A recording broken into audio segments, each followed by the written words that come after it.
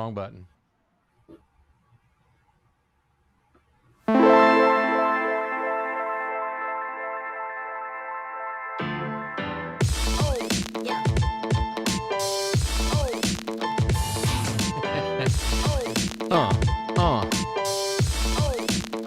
Yes, sir. It's the FCS CheckDown. Nathan McCreary, Brandon Joseph, and Coach Ron Jackson bringing this one to you. What a weekend we had in the FCS. It is officially playoff time.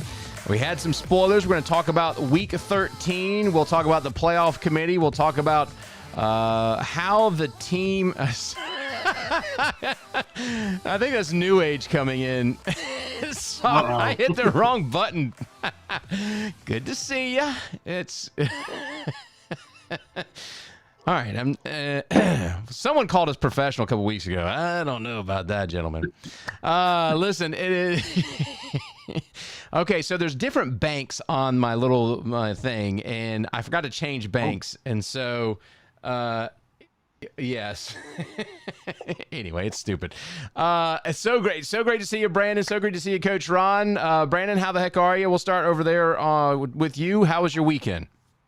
I think the weekend was pretty good. Got something called a love sack delivered. So about 18 boxes of putting together a couch. So yeah, baby. That took literally all day Saturday and Sunday. So hey, it sounds like your mic isn't coming through. It sounds like it's just the mic on the computer or something or something. But you don't mess with it if it's going to mess with anything. You're fine. But it just sounds. I know you're a professional. But I'll be right back. Yeah. Oh, he gone. Coach Jackson. He said, yeah. That dude, yeah, he's not tolerating that. But I'll holler back at you. Yeah. He's exactly. All right, he's coming back in. Coach Jackson, tell us about your weekend. Man, I sat around here in the man cave, and I had my television and my remote control. I had me a couple of fifths of Crown Royal, and man, I didn't do anything but channel hop and watch football all weekend. A couple of fifths of. Oh yeah. Okay. Yeah, dude, I can put it away. Yeah, I can put it away. Yeah, you got on it. That's all right. I like it. I did not. I got a chance to go see a comedy show at Cobb Energy Center with some friends, which was pretty cool, and then watch football. I did not have a great, Brandon's back here, I did not have a great Sunday rather, of football, because Premier League, like I mentioned, I'm a Tottenham fan. They got their butts kicked by their rival Arsenal. I know you guys don't give a rip about that, but... and then the Buccaneers on Saturday night looked absolutely ridiculous. They're done. They're done. So, Steve McKenzie's in. Good to see you, Steve. He's here for some playoff selection therapy. Yeah, let's go ahead. Let's go ahead and talk about some of this stuff, gentlemen. Let me see if we got the right thing here. We're going to go to this one. Right there. So let's go ahead and talk about the Week 13 as it happened. And this is probably one that people was a bit of a head scratcher. It's one of the spoiler games. Albany knocks off Monmouth. Derek Robertson did not play in this game, but we all expected Monmouth to roll in this one. 31-24 was the final. They pulled off a major upset, did the Great Danes. Congratulations to them defeating the number 11 team in the country. Albany dominated the first half, building a commanding 31-3 lead, highlighted by 3 touchdown passes from Jack Shields and 2 going to LaSalle Rose Jr. Monmouth staged a furious comeback in the fourth, scoring 15 unanswered points to cut into that lead, but the lead was down to 7. The Great Danes defense sealed the victory with a game-ending sack in the final seconds. This one's tough, and guys, very, very suspicious, because this knocks Monmouth out of the playoffs, and this is the Monmouth we said, Coach Jackson, we said Monmouth was a team we wanted to see roll into the playoffs and play a big name, big sky opponent, and couldn't get it done over Albany. What was your thoughts on this one? Well, it's an awful loss for Monmouth. So but I don't think is a loss that should knock them out of the playoffs. I mean, they were a top 10 team all year, and I just don't think one bad loss really defines you. So, Right. I don't know where the selection committee's thinking there, but they to me they still ought to be in it. I don't think a bad loss should take them completely out. Oh, cool. Steve Hotchkiss was stationed in England for 2 years. I assume, is that Lakenheath, Steve, or was that a different air base or army base or facility? And did you follow Premier League? That's pretty cool. Tom Morris checking in saying, hey, guys. Unfortunate loss for Monmouth comes in. Steve McKenzie, Brandon. I'm echoing what Coach Jackson said. Shocked about this one. One loss shouldn't define everything, but it is... It's the CAA got 3 teams in. Monmouth ain't one of them. Well, I think, should I save my rant on the selection committee now or, do it later? Go for it. Because I think it plays into now. If you hear the UT Chattanooga AD, and that's what you are to me, you're UT Chattanooga. You don't deserve, and anybody on that committee doesn't deserve to have, demand anything about what they should be called as a university. He went on ESPNU and he looked into the camera and said, well, when we met back in October, we kind of laid out the format. And I think we have to understand the difference between this selection committee at the FCS level and the FBS College Football Playoff Committee. Right. The College Football Playoff Committee is asked to do one thing. That's rank the teams 1 through 25, and the rest will sort it out. This selection committee are asked to make matchups, essentially, to put teams in. And he said back in October they had a landscape, a rough draft, so to say, of the teams that would be in there. So you go in there with preconceived notions in there, and it doesn't matter how the season played out. So listen, Monmouth had to win that game to get in, while a team could lose 4 in a row in FCS play. Not like they lost an FBS game in there, lost 4 in a row to the worst team or one of the worst teams in their conference, and get hey, you know what? When we put this bracket together to begin with, they were one of the highest seeds that we had in there because they had 3 ranked wins. Well, guess what? Monmouth had a ranked win against Villanova. They should have beaten Charlotte, which is an FBS win. Essentially, they lost by 1 score to Charlotte. So it's bogus. If you're in the Missouri Valley Football Conference, and I get people are going, well, if you're in the best conference, you should have the most teams. North Dakota and South Dakota State should have been an elimination game. Credit to the Jackrabbits. They won the game despite, looking horrible in the game. They didn't look good to win. North Dakota looked worse and still had a shot to win the game. South Dakota State did win the game. Congratulations. No need for 6 of them to be in there. But that's what you get when you have a group of people that don't watch all the games. They said they watched 3 games in October. Yeah. 3 games. One of them was UC Davis Mercer. He kept quoting that game, which technically didn't happen. Yes. I don't get how the athletic director of UT Chattanooga goes on ESPN and says, well, UC Davis played Mercer. They tried to schedule a heavy non-contest. That game technically was a no contest. Nothing should have factored into that game into it unless we're using the eye test. And if we're using the eye test, let's go back to the team that lost 4 consecutive FCS games to one of the worst teams in their conference. Did they look good enough to win or to be in the playoffs? Not the team that was constructed the last 6 weeks there in Brookings. But, hey, they were a seed. They were so good they were a seed because they had 3 wins earlier in the year with a quarterback that I will talk about later that, if you believe rumors, is healthy enough to play, isn't playing because he's transferring out of the program, if you believe what people say. Yeah. And there's actually facts or knowledge to prove that to a point. So it's a joke to me. And you wonder why, at the end of the day, why these teams in some of these other conferences are quick to bounce out of the FCS. It's bogus to them. Missouri State contending for a CUSA title. Kennesaw State contending for a CUSA title. Jacksonville State contending for a CUSA title. Liberty been to bowl games. They bounce out because it's bogus, and you go into that room and you're not playing the same game across the whole landscape of the FCS because it's heavily favored towards the Missouri Valley Football Conference and the Big Sky. And frankly, a lot of the schools, as soon as they have resources, will jump out of there. Tarleton State will be the next school out of the FCS because of bogus factors like this. Rant over. Now, Monmouth should have won the game. That's on Monmouth for losing the game. Absolutely. No ifs, no ands, no buts. And that team sucked that they lost to. They shouldn't have lost. I'm going to get into – we're going to talk more about this, obviously. And I'm going to have a counter argument, and I can't wait to hear what you have to say because – well, let's go through these games. We got a lot of people in the chat. Tennessee Tech being ranked 7th in the committee, second published top 10, then gets dropped almost out of the seedings is suspicious. Steve Hodges coming in with that comment. Absolutely, Steve. So, and Steve McKenzie coming in, Brandon. That's what I wanted to hear. You guys tuned in for the Brandon Joseph rant. Absolutely. All right.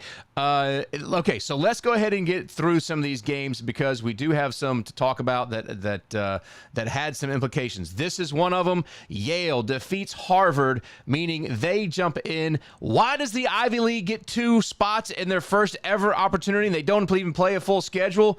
We can talk more about that. But it's the 151st game edition of the game. Congratulations to Yale. They're now number 25 in the country. They upset number 10, Harvard, 45-28. When Harvard looked like they were going to run away with the whole season, the Bulldogs jump out into an early lead, a double-digit lead. Yale quarterback Josh Pitzenberger dominated with 3 rushing touchdowns, while Dante Reno added 3 passing scores. And the victory secures a share of the Ivy League title, which then had to head-to-head, and Yale picked up. Harvard gets in after an at-large bid. Yale drops that one. So this confused some things in the committee. This is not what the committee wanted, Coach Jackson, was Yale to defeat Harvard, and now you got a tough decision to make. But that's their damn job, and I think they absolutely blew it. Oh, yeah, I think they screwed this. I mean, quite honestly, in my mind, neither one of the teams need to make it. And I like Yale, and I don't have nothing against Harvard either. I don't like the fact that they don't play a full schedule. I don't like the fact they start about 3 weeks after everybody else does. You're literally judging them on what I'd consider intramural play. Yeah. And then, I mean, for Harvard to get in, I understand if you want to include the conference champion, I understand that, but there's no reason that the Ivy League gets in too. That just tells me that Harvard was in the playoffs no matter what, and they're going to be seeded or wherever they are, no matter what. Mm-hmm. And we just got to find another team that's fairly close to Harvard to play in that first round. I'm like Brandon. It is absolute bull caca. Well, and when the games are played, if Harvard or Yale does not compete against some of these other FCS teams, it's even going to be worse. So now you've got a decision to make, because if you're saying you're leaving Monmouth out and Yale and Harvard deserve to be in, I mean, the conversation just is ongoing. Okay, but let me get through. But go ahead, let me tell you, the worst part about that is if 2 teams deserve to go, I don't have no problem with that, but they didn't. I agree. The Marky Mark and the selection bunch sat around there and just made an absolute decision back in October, like, hey, we like Harvard, so let's put them in, and they'll be damned if they take them out. And listen, I understand all the reasons the Ivy League doesn't want to play a full schedule. Somebody put in the chat to keep players healthy. They're more of an academic school. They're not really there for football. They're not really trying to put players in the league. But like Notre Dame, if you choose to be different and you choose to play by your own set of the rules, you don't get the same benefits everybody else does. Notre Dame, the only way they make the college football playoff is if they are amongst the seed. They didn't have a conference win. The only way they get a bye is if they're top 4. They don't have the same benefits that everybody else has. They'll be a crappy team potentially from the ACC going to the college football playoff. Why? Because they'll be one of the top 5 automatic bids in there. And that is the benefit of being part of the conference. The Ivy League choose to play by their own set of the rules. So guess what? You only get one in. I'll give your conference champion in there because you want to be part of the thing. You get one in there until you play everybody else. It's not fair that Monmouth went out there and they played other schools that potentially could have hurt them, albeit the only one that they lost in the non-conference was Charlotte, but they put themselves at risk and played other people, and then the Ivy League doesn't necessarily do that. But again, when you have a bunch of people, and they are now forever Marky Mark and the selection bunch to me, they sit in a room and they had this bracket made in October to make their lives easier, so it just makes me wonder, what the hell did they do between October and Saturday. They said they watched 13 games Saturday night. How is that humanly possible? If a football game is 3 hours and they say they watched 13 games, that means they spent 39 hours worth of content. Coach Jackson has a box for that. Unless they have 4 screens on there in which they're not paying attention to anything. Sorry. Hey, yeah. Brandon, but you're exactly right. I mean, think what's the difference between the Ivy League and the Patriot League, with the exception of both Lehigh and Lafayette deserve to go. Yeah. Right. I can't. You can't. I don't know. You can argue that. I'd put Presbyterian over a second Ivy League team. Yeah. All right. So I'm Steve. McKenzie said, "Let us vent." I'm going to scratch the rest of. Well, we know what the games are, right? I guess we can scratch the previews. I'll just say a couple games that the spoiler games for me were. Let me get to them. UAlbany and Monmouth. Dartmouth had a chance to pick up their 8th win. They lose to Brown. Gardner-Webb was in the playoff conversation. They lose to Western Illinois. And then Northern Arizona also had a chance to get to 8 wins.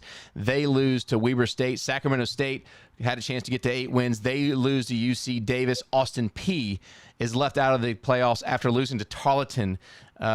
So lots of tricky things going there. One thing I did want to talk about was, let's see, this guy right here, which is teams that really had a great season that we didn't really want to talk about. We didn't get a chance to talk about a whole lot. UTRGV 9-3 on the season. ETSU out of nowhere 7-5. Presbyterian, as Brandon mentioned, a 10-2 season, and then San Diego. Not saying those deserve to be playoff teams, but they were teams that, in my opinion, had really, really good seasons and deserved a little bit of recognition before we jump in and really talk about this playoff it's not a debacle. I'm not all that mad about the playoff selection. There's just a couple things that we want to talk about. Here are your seeds 1 through 8. North Dakota State at 12-0, 8-0. They deserve it out of the MVFC. Montana State out of the Big Sky, 10-2, 8-0. Is a great game against Montana. Montana also at top seed out of the Big Sky, 11-1, 7-1 in the conference. Tarleton at number 4 out of the UAC. Lehigh out of the Patriot. Mercer's Southern Conference, SFA in the Southland, and UC Davis out of the Big Sky. The conversation is Rhode Island deserved that spot, or Tennessee Tech deserved this spot. Here's what I'm going to throw out, all right, chat and Brandon and Ron. Tennessee Tech scheduled Cumberland and Davidson. Those are bad strength of schedule opponents. Y'all agree with that? Yeah. Yes. Yeah.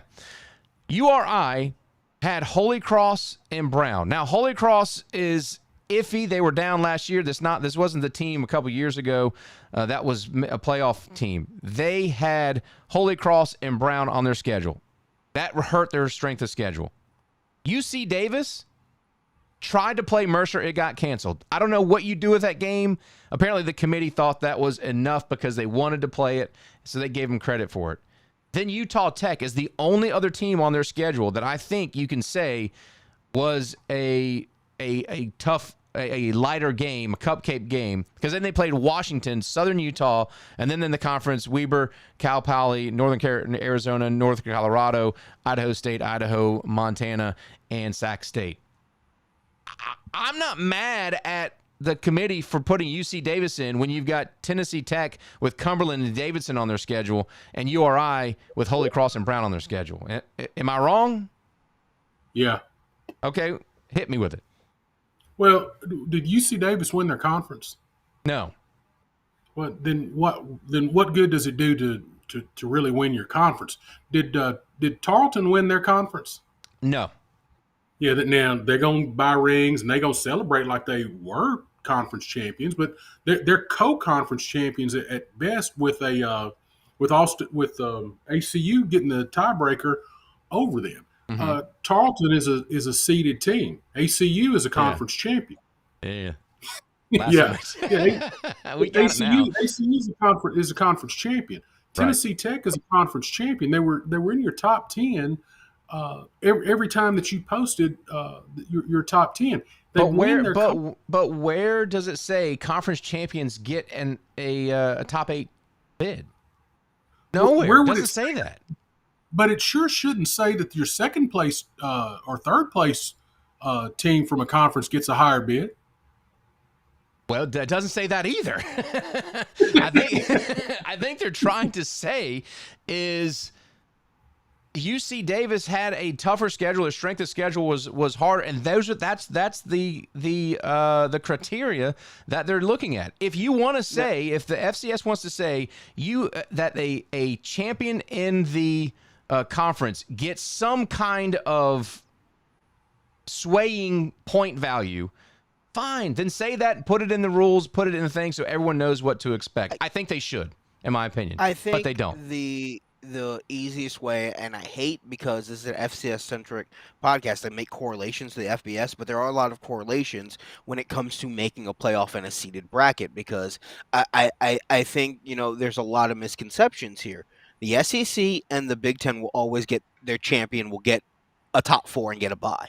Mhm. So there are leeways, and there are pathways and allowances, let's say, for the MVC, MVFC, and the Big Sky. Mhm. Now, where does it stop? Is the third place team in the Big Sky more deserving than a first place team from another conference to be in the top 8? I have a hard thing of agreeing with that, just because of the pure fact of you had every opportunity to earn your conference championship. You had every opportunity to do that, and guess what? You lost to Montana State 38-17. You didn't play Montana. So how do we sort this all out? Yeah. That's the thing. You are the third place, and you lost to Idaho State, which, it wasn't a bubble team. It wasn't like they were close. So that's where my problem is. 2, okay, no problem. Give me the top 2, from the Missouri Valley Football Conference. Give me the top 2 from the Big Sky. I will concede that FCS football runs through there. They are the SEC and the Big Ten of the FCS landscape. Once we start getting the 3 teams in there, I don't think you've earned your spot in the playoffs. By being the third place team going in the season in the Big Sky, you're almost guaranteed to be in the playoffs. That doesn't mean you should get a bye. You should be a top 8 seed. There should be a penalty for being third, for being the second loser in your conference. There was no penalty for UC Davis. Why should UC Davis have an easier path when they lost? It's not like they lost to Montana and Montana State. I could even entertain an argument if those were the 2 losses. One of them was Montana State. The other one was Idaho State, a team that didn't even make the playoffs. That's where you lose me in the argument. But again, and I will keep saying this, these fools up there in a conference room that claim to watch 13 games in 24 hours already had a bracket lined out, and then it was just, okay, I got to take that team out, that game in, that team out. They had 2 from the Ivy League in no matter what. If Harvard beats Yale and Dartmouth wins, I bet you Dartmouth's in. Well, answer me this, Brandon, because and again, I'm riding Tarleton pretty hard because literally they got if they're going to penalize Tennessee Tech for having beaten everybody on their schedule or a decent win, then why wouldn't you punish Tarleton State for literally being an overthrow away from getting their tails kicked? Mm-hmm. I'm absolutely with you. I could make a case why a lot of these teams are not deserving of the top 8, and they get buys, or at least being where they are seated in the top 8. Again, Tarleton is getting handled by Austin Peay. They're getting handled by Austin Peay. Pearson rolls out. The kid is wide open. If he makes that throw, Tarleton's not even co-champions, I guess, and they're going to get rewarded by being seeded over the team that beat them head-to-head and is the conference champion. That's crazy. Here's, Coach, where logic has to stop. When Marky Mark and those guys sat there and said, UC Davis Mercer, and used that as a metric, technically that game didn't happen. If this was a case where these teams would have to have that game be used as a playoff metric, then you know what? Instead of declaring it a no contest, because both those teams couldn't decide because it was a close game and the trailing team didn't want to concede the loss, then that's the consequence for declaring it a no contest. It never happened. If you look in the stat book, those 2 teams did not play each other. They showed up to play. The game did not happen, but yet we're using that as a metric. So the logic just escapes and behooves me because you have a bunch of people that don't care. I firmly believe that most of these athletic directors view this as a chore and not an honor to go make a bracket to playoff to determine the biggest championship outside of the FBS champion and the NCAA tournament. Yeah, if you're going to use that game in the to start the season because you're intending to play, why wouldn't you give Tennessee Tech a nod of playing Kentucky, an SEC opponent, late in the season? I mean, here's the thing. Schedule a tough non-conference game, and if lightning strikes and you're trailing, refuse to go out there and finish the game. Hey, just play at Alabama State and it will happen. Yeah. I mean, refuse to finish. For some reason happens over there. It's a good point. I don't have, we can debate it all day long. Someone asked, was the Utah Tech a Southern Utah and UC Davis an overtime win? I think it was. They won. They beat Southern Utah handily. If that's what you were asking, 50-34. Steve McKenzie. Yeah, McKenzie, 50-34. I don't think if that was not the game you were referring to, I apologize. But lots in the chat here. Lots of people viewing. Thank you guys for tuning in. You guys bring the best information, the best chat. It is help us out to like and subscribe. We're approaching 200 subscribers. That is a big number, way more than we thought we would ever get. So if you haven't subscribed, and we did lose a couple subscribers, and I saw some YouTubers saying that YouTube went through a clean house and got rid of some bots or whatever. So, but it actually took some people off the book. So if you are not subscribed, please click that subscribe button. It really does help. And if you like the show, we do this because we love the athletes and the brand of FCS football. That's what we feel like we want to do this show. It looks like we got a lot of people in here with a lot of great takes on this. Let me go ahead and go through the rest. So Rhode Island at number 9, Abilene Christian number 10, 11 is South Dakota, Villanova 12, Tennessee Tech 13. That's the head scratcher for me. South Dakota State is in at number 14, Youngstown State 15, Southeastern Louisiana at 16. The other automatic qualifiers, by the way, out of the NEC, Central Connecticut, Ivy League is Yale, Drake out of the Pioneer League, North Dakota got an at-large bid out of the MVFC. Harvard, also an at-large. Illinois State, who backs in after a bad loss to the playoffs to the MVFC from the MVFC, and Lamar should not be in the playoffs. That is Monmouth's spot, in my opinion. You cannot tell me Lamar in Monmouth look similar as far as competitive-wise, and then New Hampshire also gets a large. They're the third team out of the CAA. Brandon, I'll let you start here. When they're choosing these at-large bids, we talked about the top 8 seeds, but the at-large bids are, you've got North Dakota in there with a loss. Illinois State backs in. Harvard backs in. Lamar did pick up a win, but barely, and New Hampshire picked up a win. Your thoughts on that at-large? Well, let's use Lamar as the case study. We know they said they met in October. At the time they met in October, Lamar had beaten South Dakota. South Dakota had only had the loss to Lamar, an FBS loss to Iowa State, doesn't matter, and a loss to North Dakota State. So they had South Dakota rated really high, and you can really tell that by the fact that they have South Dakota as the 11th seed. So Lamar gets the benefit of that win. Mm-hmm. So, I don't get it. I legitimately, again, 2 teams from the Ivy, Lamar, these are the problems, and then you lose, and everybody's going to say Lamar's ranked. Well, so is Monmouth. Yeah. And that's the tough thing to try to get grips of. It's just heavy inconsistencies there. The one thing I will say they got absolutely right in this, South Dakota State deserves to be in the playoffs because they beat North Dakota to earn their way in. But what the committee did, and they made it right, they did not give them the benefit of the doubt. You know what? You're going to have to play New Hampshire, a team that you've had to play in the playoffs a lot, and they've played you tough. And then what's your reward for probably potentially winning that game? You got to go to Montana. So there's no easy path. I saw a lot of, Bunny fans and a lot of prognosticators of the bracket say, hey, they're going to shape up if they're going to be seeded to go play Lehigh because that's a favorable matchup for them. I don't think this team beats Lehigh the way it's constructed right now, but that's neither here nor there. Or they had paths for them to make it to the quarterfinals or the semifinals. No, South Dakota State, they were finally penalized in a roundabout small way for losing 4 FCS games in a row. Well, and okay, so now we talk about this this. Now you talk about the week, right? Now you have this playoff matchup. Who has the buys? Obviously, the top 8 schools have the buys, and they will. You look at those teams: North Dakota and Montana State. I'm okay with those top 3 teams.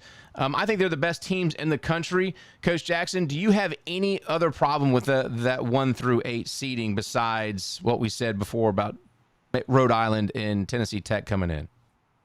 I mean, the only problem I have is really UC Davis being number 8. Okay. You know, that's really the only issue that I would have. The other issue that I mean, and don't get me wrong, I hate to go down this road too because we got a whole lot of time, but I'd like to know the makeup of the selection committee because I would, go for it. I would. Well, let me say my piece before you, because I might be completely wrong.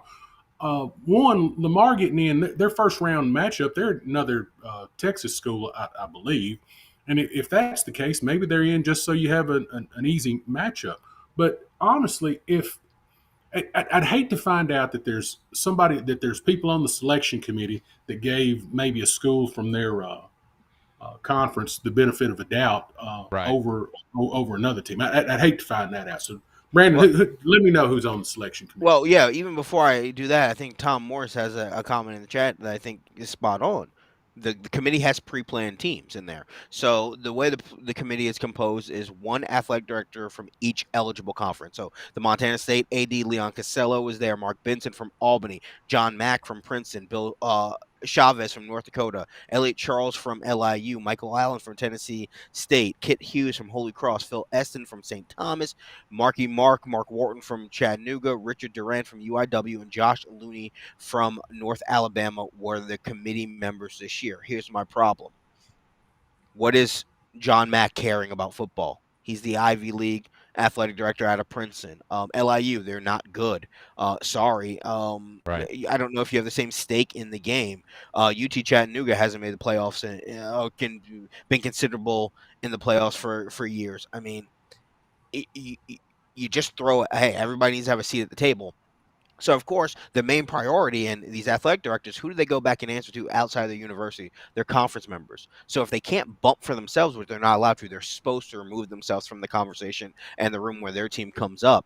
But when their conference mates come up, of course there's going to be preconceived notions. And you can say they're supposed to have a quieter voice when it comes to somebody in their conference because you don't want that bias. That's for making the bracket. But as we talked about, this thing was made in October. I mean, these guys were bumping in and there. Hey, we need 3 and we need this, that, and the other. Or so they got to go back and look, hey, you don't value us? But this is the main difference between, a lot of these other selection committees there. Not everybody needs to have an equal say at the table. I'm sorry, the Ivy League, you're new here. Welcome. You're new to the school. Why do you get an equal voice at the table than everybody else who drags on? And of course, between the Big Sky and the Missouri Valley Football Conference, of course they're going to team up and bump for themselves or their best friends in that conference, because as we've seen, those two conferences are almost intertwined in a sick and twisted kind of way where they need each other to be good, because that just keeps the allure of football up there in that region. And we've seen it for years. It's been the Missouri Valley and the Big Sky against the CAA, when the A-Sun, and all these other conferences, because they look down upon all those other schools and conferences. So, it's not a great composure of it, but this also goes back to something that I'm 100% adamant about. The NCAA doesn't care about the FCS. So until these conferences and universities start doing anything and speaking up for themselves, they will continue to have all their first round games on ESPN Plus, and they'll continue to have bullcrap committee meetings where the bracket's made 9 weeks before the bracket is revealed. Yeah.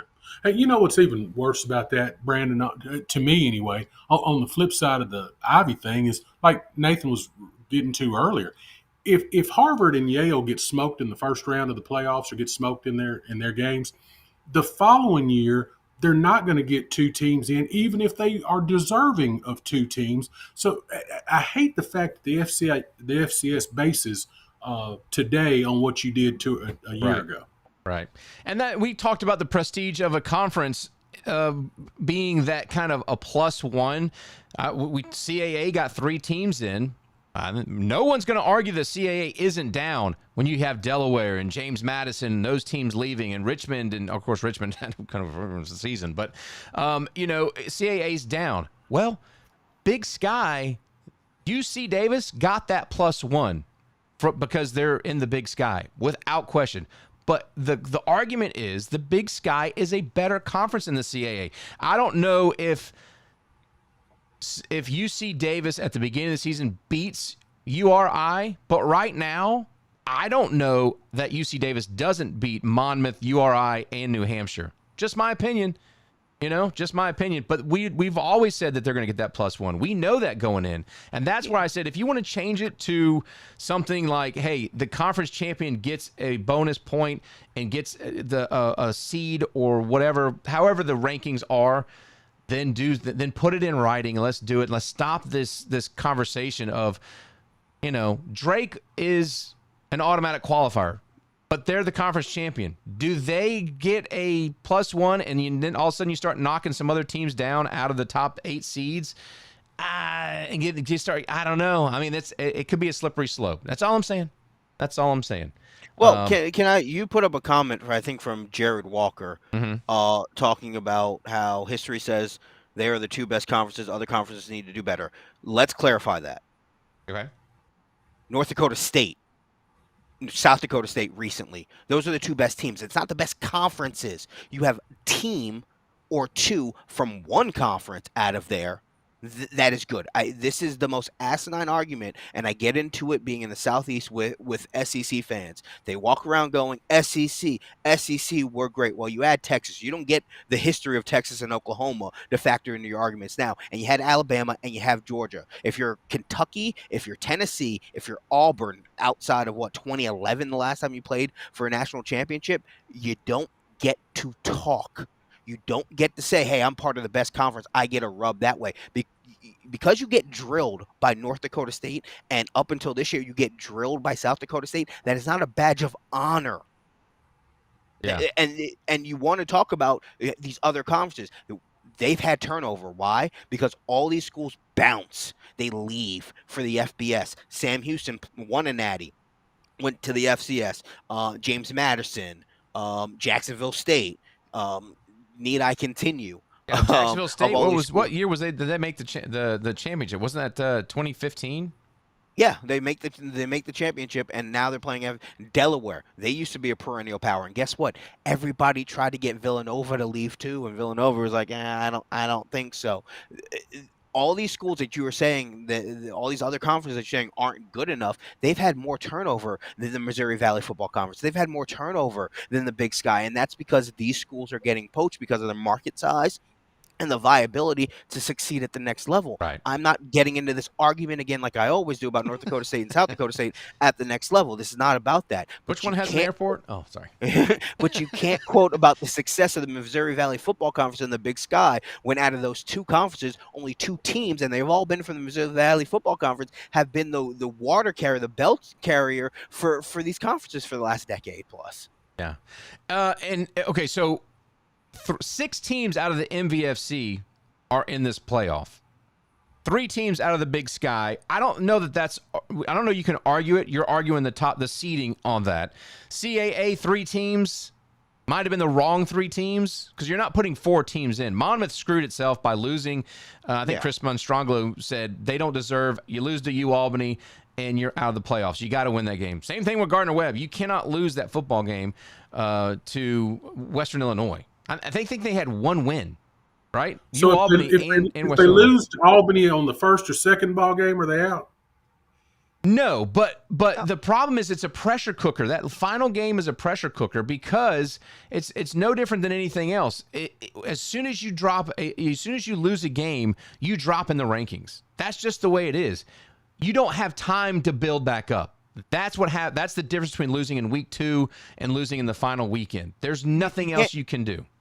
You can't say you can't lose to a 1-9 or 1-win team in conference when you have a team that is seeded that lost to a 1-win team in conference. Like, you can't apply the same thing, and I get it. South Dakota State had 3 ranked wins at the time, but again, if we're going to use that applicable theory of just pure fact that you lost to a 1-win team in conference, then the same has to apply for Monmouth. The same has to apply for South Dakota State. But again, I'm going back to those 3 ranked wins against South Dakota State had. Okay, check. Oh, that's with a quarterback who hasn't played in 6 weeks. Yeah. So I'm supposed to now use that metric for this team now. So what the Which committee they didn't do for Monmouth, by the way. Yeah, habitually asked us to do, and they made reference. Yeah, they made reference to that. Wharton said on TV, "Well, Monmouth lost their quarterback." Then he caught himself. He's like, "But he's back. But he came back. He came back."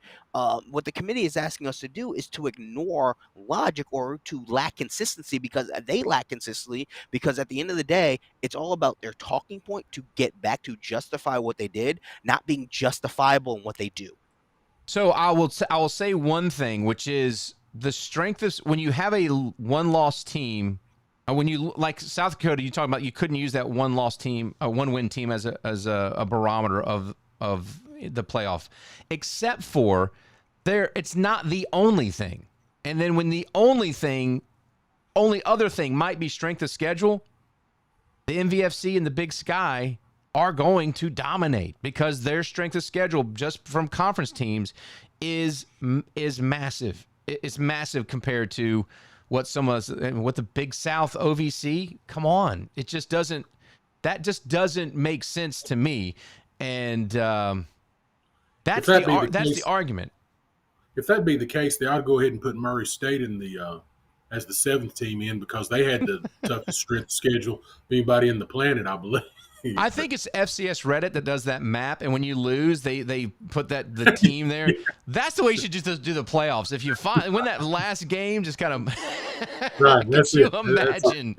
Could you imagine? Well, and I know this is a macro point of contention, but we saw this last year with Northern Arizona. They get in out of the Big Sky and we go, okay, they don't belong there. And they go, well, the Big Sky is really tough and they play really good football. And the 5th place or 4th place team out of the Big Sky is better than a lot of teams conference champion. What happened in the first round of the playoffs? They got drilled sauce.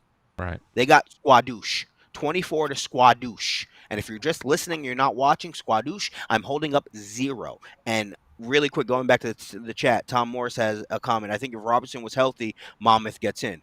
What is the case for South Dakota State? Yeah. And that's because Chris Monfrangelo who played at Monmouth. So, yeah, I mean, he's exactly right. He's exactly right. You can't give the concept of he might play in the playoffs. That cannot be that can't be part of the criteria. And can I go on my my sneaky suspicion or conspiracy theory rant now about Chase Mason? Yeah. Here's the thing. Some media posted some video of Chase Mason at practice last week heading into the finale against North Dakota. He was wearing the same jersey like all the other quarterbacks do. Coach Jackson will be able to back me up on this. If he was, and here's the scenario. Dan Jackson is not saying if he's medically clear or not. He's talking around that statement. Here's the thing with that video coming out. If he's not medically cleared, then quarterbacks always wear a different jersey, a non-contact jersey. If he's not medically clear, either he's not practicing or he's wearing like a red penny over it to show, hey, you're not supposed to touch him and you're really not supposed to go near him because he's not medically cleared to be doing it so he can run through drills. The fact that he's not wearing that penny speaks of one or two things. He either is medically cleared and he's not playing, they're choosing not to play him, or he's made a business decision like, hey, my future is not here. And I saw some clown on Twitter talking about, I've talked to the Mason family and Dan Jackson has probed him. If FBS money's coming, he's not going to take it. He's loyal to South Dakota State. Yeah, Mark Gronowski got, $2 million. Chase Mason's going to get more with a bum foot. If he stays at South Dakota State with a $2 million check sitting in front of him, he ain't my quarterback. He ain't smart enough to be my quarterback. You ever seen that Leroy Jenkins video? That'll be Chase Mason into the portal. Yeah. and going back to the other thing, like either he's made a business decision or they've made a decision not to play him, or two, he's not healthy enough that they even consider putting him in a extra non-contact thing. He is running through the drills and he's not medically cleared. So those are the two options there. Either he is medically cleared and they're not playing him, or he's so far gone that he's not even close to being medically cleared, that he's just suiting up and going through light drill. So there is no middle point of will he play, won't he play? And I think, Dan Jackson's doing such a disservice. And guess what? And I get the coy gamesmanship. And guess what? It worked. You made it in the committee off the fact your quarterback may be back. But the way it reads, and Coach Jackson, you can correct me if I'm wrong there, the fact that he is wearing the regular jersey like all the other quarterbacks, either he's cleared like them to play and he's not playing, or he's not medically cleared and he's not even close to coming back to play.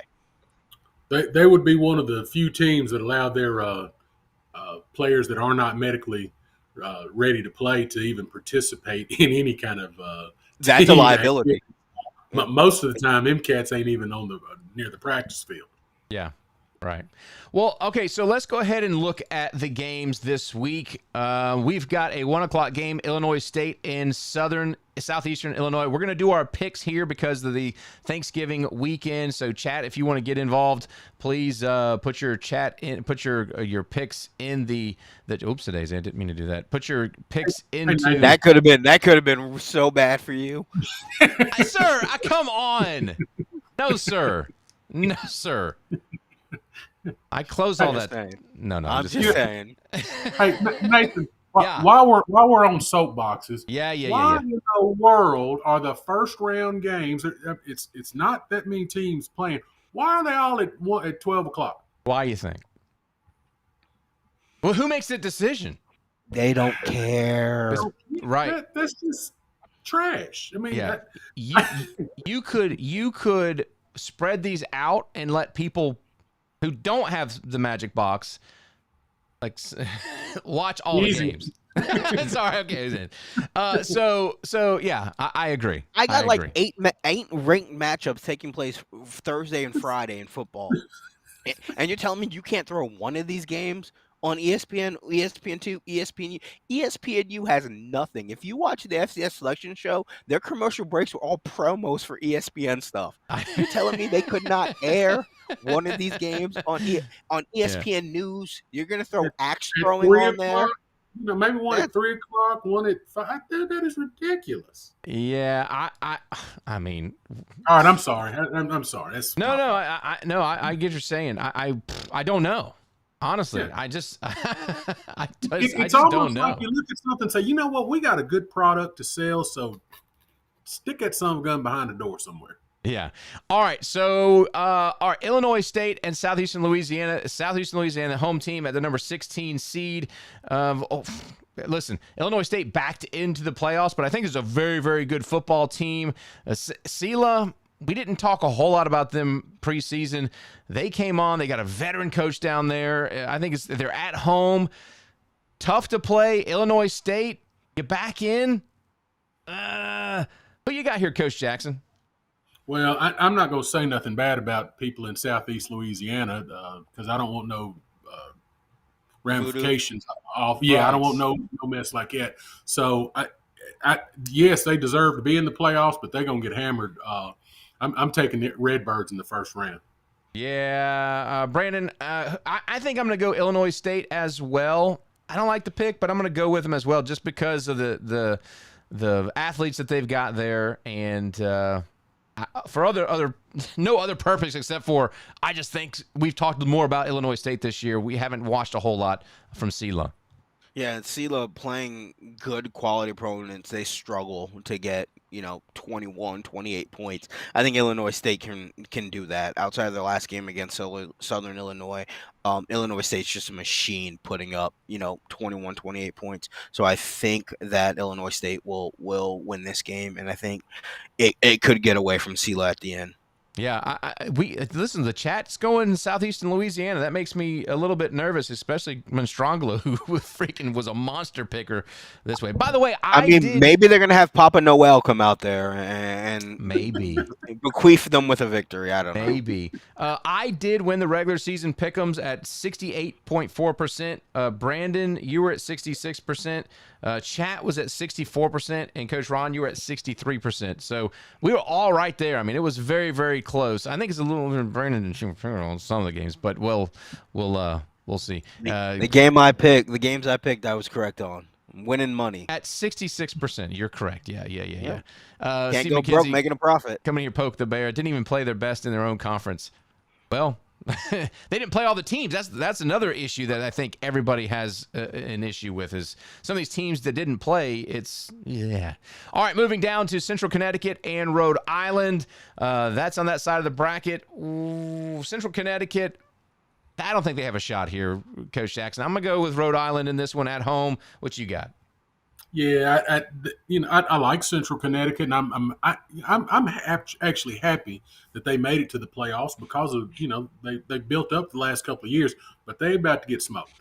Yeah, they got beat by Duquesne, I think is who beat them, and they're gonna get beat by Duquesne. They're gonna get beat by the Stick. They're gonna get beat by the Belt. They're gonna get beat by everybody come Saturday. Yeah, but my point is that it just showed the level of competition. They're not ready for this. They're not ready for this, Brandon. Yeah, the stats, if you look at them, these two teams are very similar, but they haven't played similar competition. Rhode Island's more tested, played tougher competition. I think they show at home Rhode Island wins. All right, Yale at Youngstown State. The Penguins back in the playoffs. Ivy League champions versus the number 15 seed of Youngstown State. They're in Youngstown, Ohio. Brandon, we'll let you start off here. What you thinking on this one? I hope the Bulldogs don't spend too much time studying film. Just study the books and worry about what comes starting on Sunday and get back to classes, get them grades, and all the best. Congratulations on making the playoffs. Penguins win. Yeah, I'm with you on this one. Youngstown State is not going to have a problem with Yale, in my opinion. Coach Jackson? Yeah, you can make it 3. The crooked Y is going to stomp a mud hole in Yale, so yeah, give me the Penguins. Yeah, we don't have many Y games, but this is the Y game. They got to come up with a big Yale's Y. going to be asking why they got that draw. Nicely done. Exactly. All right, yeah. Chat's going with Youngstown State as well. The next one's an interesting one. Lamar at Abilene Christian. Abilene Christian showed that they're a team that is hot and cold. Lamar can be hot and cold too. I really like both these head coaches, Keith Patterson and Pete Rosamondo. It is in Abilene, Texas, not too far away from Beaumont, Texas. This is a former rivalry of the Southland, if I'm not mistaken, or one of those conferences out there. Coach Jackson, I'll let you start. Abilene by a lot. Oh, wow. By a lot. Yeah. Brandon? Everything says take Abilene in this game, but watch. Everybody criticized Lamar being in the playoffs. Watch Lamar wins this game. Okay, I'm gonna take Lamar. I'm liking that pick. I really do think Lamar is a good football program. I just think that Abilene Christian has the veteran players that are coming back. So I'm going to go with Abilene Christian on this one. It looks like the chat's also with Abilene Christian as well. All right, we'll roll down here to Harvard and Villanova. I'm not picking an Ivy League team in the playoffs. Give me Villanova in this one, Coach Jackson. Yeah, I don't. Give me Villanova too. And as soon as I say that, Harvard will roll all the way to the semifinals or something like that. But I think it'll be ugly. Yeah. Probably 24-17, somewhere in there. It'll be an ugly game. But yeah, I like Villanova. Brandon? Let me check. This game takes place on November 29th. Villa-November. Hey, Wildcats. Villa-November. We got Jared Walker says Harvard. And it looks like Villanova is going to... Jared Walker says Harvard. Harvard, yeah. Okay. I mean, I don't think so. Chat looks like they're going to go with Villanova as well. Probably one of the better games of the weekend is going to be North Dakota traveling to Cookeville, Tennessee. It's the cold front's coming through. I think it's going to be pretty cold weather there, Coach Jackson, there in Tennessee Tech. You can correct me if I'm wrong. This is the test you wanted to see. Yeah. You got an MVFC team against Tennessee Tech. Say what you will about their schedule. I think Tennessee Tech has got the horses. I'm going to go with Tennessee Tech at home. I'll let Brandon jump in here before you, Coach Jackson. What you got, Brandon? In the last 5 games, the Fighting Hawks are 2-3. They're 2 wins, Indiana State and Murray State. Guess what the combined win total of Indiana State and Murray State is in conference? 2. They're 2-14. They have 4 wins total. North Dakota, I firmly believe this is the Northern Arizona of last year. They lost to South Dakota State. They had a chance to win their way in the playoffs. They don't deserve to be here, and I hope, and I'm picking Tennessee Tech to show that they don't belong in the same field, and hopefully this year we will end this argument. If Tennessee Tech wins this game the same way Abilene Christian beat Northern Arizona, 4th and 5th place teams, no matter from what conference, are not as good as 1 and 2 from other conferences. You're not that much better than anybody else. You know, it's funny. We can see a divide in our chat because we know who's from the East Coast. We know who's from the Midwest and the West Coast. The East Coast picking Tennessee Tech. Looks like the West Coast picking North Dakota. And Kobe called them by the forbidden name. Oh, the Fighting Sioux. That's so cool. Yeah, the forbidden name. That's so cool. Coach Jackson, give it to me. You know, everybody in Cookeville is going to be at that game Saturday. And it's a long trip from North Dakota over to Tennessee Tech. The food's going to be a little bit better. The hospitality is going to be a little bit better. But and listen, I think North Dakota. I think Tennessee Tech's got the horses. I just don't know that they're quite deep enough. I like Tennessee Tech's defense. I'm not so completely on their offense, but their defense comes to play. With that in mind, Tennessee Tech's this is their first time in the playoffs in forever. Playing at home, I'm gonna go with North Dakota. Okay. There's a lot of pressure on those kids from Tennessee Tech. North Dakota's just got to get off the plane and drive half a mile to Cookeville, and I think they're the more experienced team overall. So yeah, let me have North Dakota in a close. Can I just point out what Coach Jackson was trying to say? Yeah. For North Dakota, they're going to come to Tennessee. The meat is going to be less gamey, and the food is going to have seasoning. Oh, yeah. Yeah. I'm liable to take some country ham up to Cookeville. Coach. Yeah. Dude, that'll throw them off. Let me tell you, if they do that, I'm tell you that the bowel movements is going to be something to us before the ball games. That's what I would do if I'm in Cookeville. I'm serving them all country ham and biscuits for breakfast. Wonderful. Thank you for that, Coach Jackson. It looks. I'm gonna go. I'm splitting the chat. East Coast Tennessee Tech, West Coast North Dakota. Okay, so that's going to be a great game. It's going to be a great game. By the way, at the Tennessee Tech, they have a spiral stairway to get up to their broadcast booth. And when you're carrying a bunch of stuff, the heavy equipment up a spiral freaking stairwell, it's not fun. Just of note. So North Dakota broadcasters, if you're wondering, just be prepared. All right, Drake at South Dakota is up next. This is going to be one of those that you say, okay, strength of schedule. Everyone's talked about Drake. Can they compete? What will they do against South Dakota? We'll go right back to you, Mr. Bowel Movement. What do you say about Drake and South Dakota? Well, it is going to be a bowel movement. South Dakota's going to move Drake on out the way. I'm going to have to go with Paw Patrol. I don't think Drake's got the horses to poop with the dog. Okay. All right, Brandon. I'm gonna say they're poopless as well. I'm gonna say Drake gets defeated there on the road. What do you say? I'm gonna play into it. They're gonna run through Drake. Hey, nicely done. All right. Looks like we've got. Well, chat might not just. They may have just left after Coach Jackson's comments. Chat, give me what you got for Drake and North Dakota. I kind of think I know. South Dakota. I think I know. Yeah, this one's going to be over by halftime, I think. All right, South Dakota on the board for our chat. And then New Hampshire at South Dakota State. Another one I think is going to be intriguing.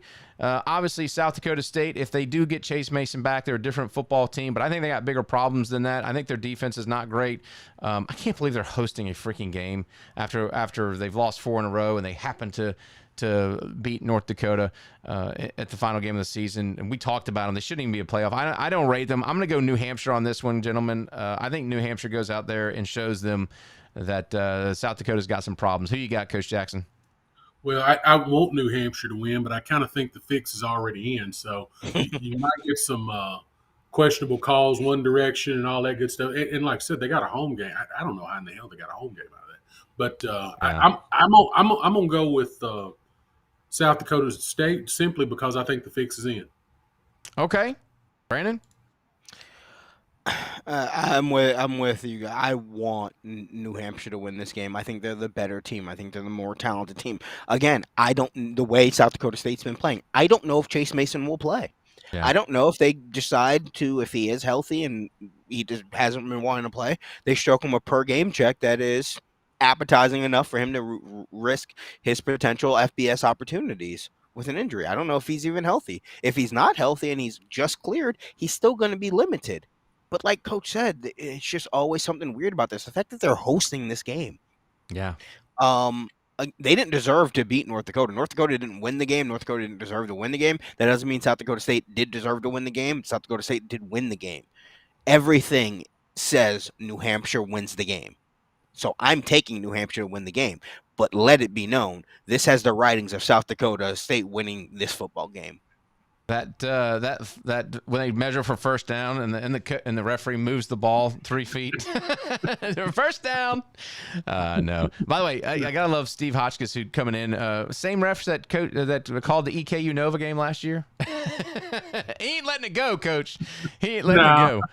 Yeah, and I don't blame him either, but whatever. Yeah, absolutely. It looks like South Dakota State has got the chat's vote as well. So me and Brandon, New Hampshire, South Dakota State for the chat. Well, gentlemen, we've got an hour in the books, so let's go ahead and wrap it up here. Oops, a daisy. For week number 13, the recap. Give me Grambling, big over Southern, by the way. By the way, you know what? I did mention, I'm glad you said that, Brandon, because before we go, I wanted to talk about, we never go back and look at the preseason polls for each conference to see who got it right. So I'll do this real quick. Out of the Big Sky, the coaches poll had Montana State winning the conference. Montana State won the conference. They did have UC Davis finishing second. UC Davis finished third rather. I just did a stupid thing. All right, so and then Tennessee Tech was picked in the OVC Big South to win. They did. Southeastern Missouri was picked third in the conference. They finished sixth in the conference, so that was a slip up there. By the way, Charleston Southern was picked to finish ninth. They ended up finishing fifth there in the Big South OVC. For the CAA, Rhode Island was picked as the winner. Rhode Island did win, in fact. Monmouth was picked second. That last loss drops Monmouth to fourth place. And it was kind of all over the place for the CAA. Harvard was picked to finish first in the Ivy League preseason. Of course, Yale won the conference. In the MEAC, South Carolina State was picked as the winner. They were. By the way, Delaware State was picked to finish sixth in MEAC. They finished second, had a great season, unfortunately losing there to South Carolina State in that final game. But I don't like the black pants, Coach Jackson. The black pants and the black helmet, I didn't like it. Yeah, I didn't like it. I didn't like Tennessee Tech's throwback jerseys either. They looked weird. They should have gone with light blue pants. I agree. In the NBFC, North Dakota State was picked to win. Absolutely. North Dakota, by the way, was picked to finish seventh. They ended up finishing third.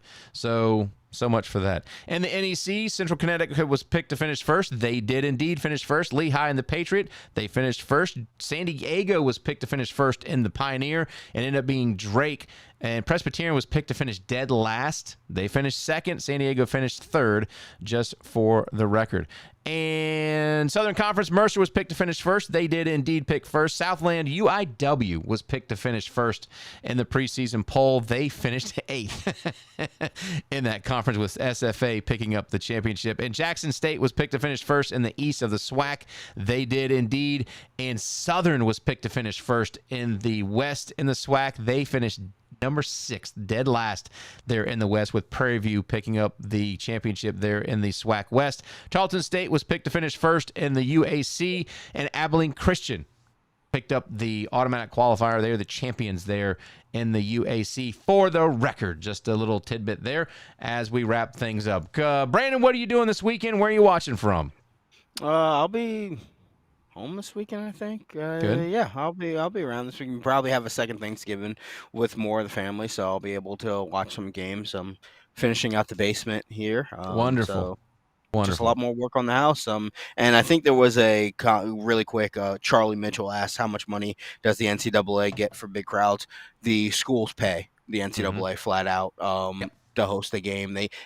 It's First a round. guaranteed amount. It's a bid process. They go to all these schools, and even ones that didn't make it, they were contacted and go, prospectively, if you were not to get a bye and to be in the playoffs, how much would you be willing to pay to host a first-round game? And schools submit a number, and then their committee is not supposed to see the number, but the committee knows the number. But It's gotta be a Brandon, minimum I of 1,000, I believe. I thought they got rid of that last year. Am I No. wrong in that? It's still there. The first round is still the bid. Yeah, you can, but the minimum I believe is $50,000. Yeah. Now, I don't think that anybody ever meets the minimum, but I do believe. And to answer his question, I do believe that the NCAA gets all the ticket sales. But Yeah, the if you NCAA got- takes over the venue. Yeah. Yeah, but if you got them at 1:00 or 12:00 in the afternoon on a day that ain't no people in school, I don't know. You might get $600-700 a game. I don't know. I think Colby's talking about Caden Dowler, Brandon. Quesadilla or Godzilla? Quesadilla. Yeah, with taco. Got to go Yeah. quesadilla, but I like the Godzilla. I No. like the reference, Kobe. No. I mean, I like the comment quesadilla or Godzilla. I think it's creative. It's clever. It's clever. Which one would you use if you were calling the game? Because I'm using Caden? Quesadilla. I wouldn't. I'll call him Caden. I'm Yeah. using Quesadilla. Yeah. Coach Jackson, are you staying in town? You got family here for Thanksgiving? Yeah, the kids are coming to visit. I think Ryan said he's going to be home Wednesday night. So, Wonderful. Mom always puts together a good spread for, we putting on for the kids. So, we can't wait. The only challenging thing is my daughter, she is sorry as I'll get out. She has been tasked with making the macaroni for our Thanksgiving dinner, and hell, she can't boy. cook worth a quarter. And macaroni is going to be a top 2 or 3 sides, so ain't no telling how that mess is going to turn out. And I'm gonna watch a lot of football. Good. Yeah. It's a little bit different. Me and Sweet Elizabeth got engaged, but we're still like split families. Her family's in Middle Georgia, and mine's up here. So now it's like we've got to figure things out. So I'm gonna drive down to Macon and spend time down there, and then. Come back up to the Marietta area to spend time with my family. But Thanksgiving is here. Christmas right around the corner. We really do wish everybody a happy Thanksgiving. Spend time with family. Cherish those moments. It's an exciting time for everybody because of the college football and the FCS and the rivalry week. I mean, it is awesome. And then great food to go along with that. I think we did this last year, but what is your favorite go-to dessert, Coach? Oh, my mother-in-law's banana pudding. Let's go. Good old Nana pudding. But let me tell you, there's a lady up the street, and she's awful nice, and she makes me a banana pudding cheesecake. And Come on.